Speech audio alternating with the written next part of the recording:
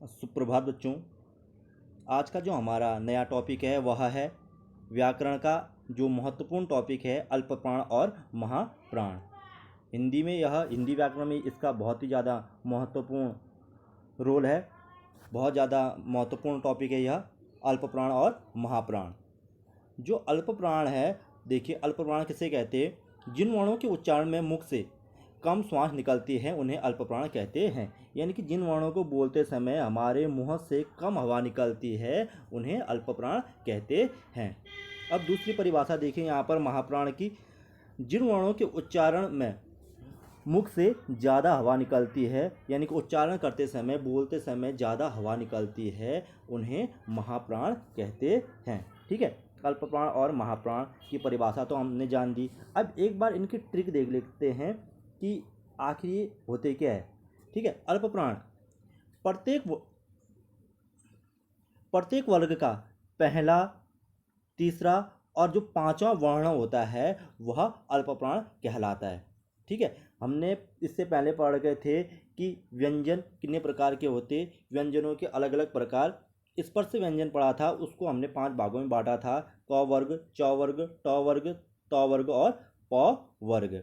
ठीक है, इसी तरह हमने यहाँ पर भी बांट रखा है। देखा, मैंने कहा कि इसमें जो पहला, तीसरा और पांचवा वर्ण होता है वह सब आपके अल्पप्राण में आता है। देखो, पहला, तीसरा और पांचवा।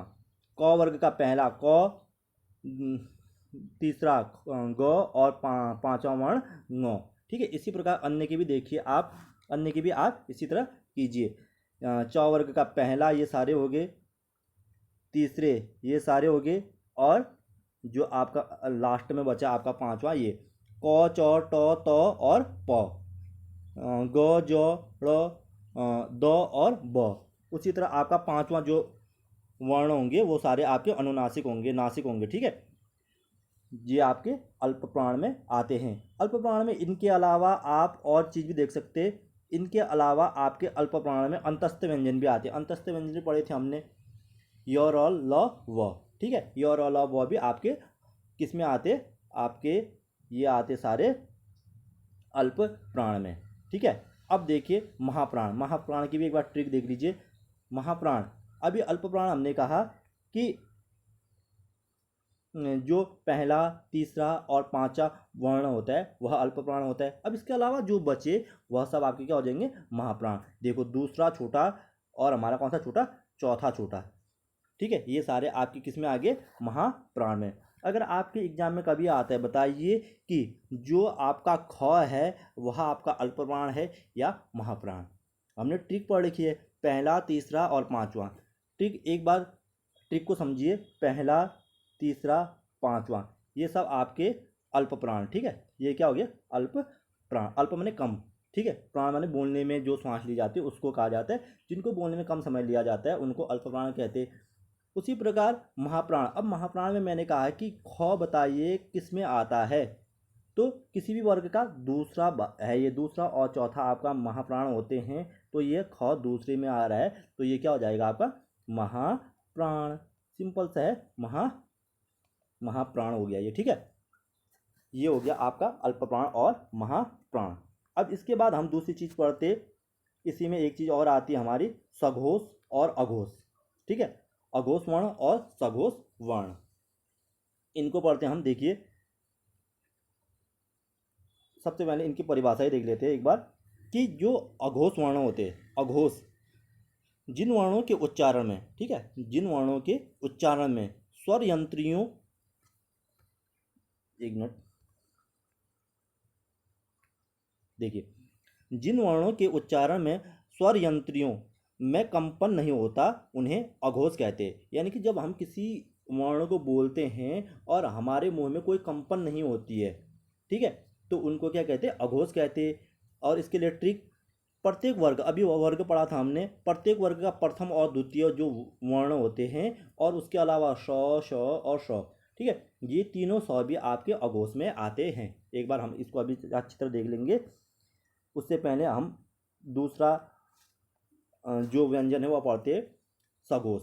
सघोष में देखिए, जो अघोष था, अघोष में तो कंपन नहीं हो रहा था, लेकिन जो सघोष होगा, सघोष में कंपन जरूर होगा। ठीक है, जिन वर्णों के उच्चारण में स्वर यंत्रियों में कंपन होता है, ठीक है, कंपन होता है, उन्हें क्या कहते हैं, उन्हें आप सघोष कहते हैं।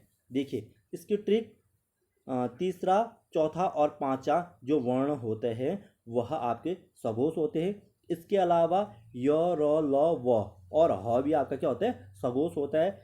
और जो ये है सभी स्वर भी आपके क्या होते हैं, सघोष होते हैं। ठीक है, अब देखिए एक बार इसको अच्छी तरह देखिए कि जो हमने पढ़ा अ, हमने पढ़ा अघोष। अघोष मैंने कहा कि पहला और दूसरा जो वर्ण होते हैं किसी भी वर्ग के, वह आपके सघोष के अंदर, सॉरी, अघोष के अंदर आते हैं। पहला और दूसरा वर्ण किसी भी वर्ग के पहले और दूसरे वर्ण को सघोष अघोष कहा जाता है। और जो बाकी बचे रहे, जो बाकी बच रहे तीन, तीसरा, चौथा और पांचवा, ठीक है, तीसरा, चौथा और पांचवा, इनको क्या कहते हैं, इनको कहते हैं सघोष। ठीक है, क्या कहते हैं, सघोष। यानी कि अगर इनको बोलोगे आप, इनको बोलते समय आपके मुंह में कंपन होगा। ठीक है, कंपन, जैसे ग बोलो, ग में एक हल्की सी वाइब्रेशन टाइप की आ रही, ग, घ, ङ, ज। ठीक है, इस टाइप के जो वर्ण बोलते हैं, इनको बोलते समय आपके मुंह में थोड़ा सा क्या आएगा, वाइब्रेशन आएगा।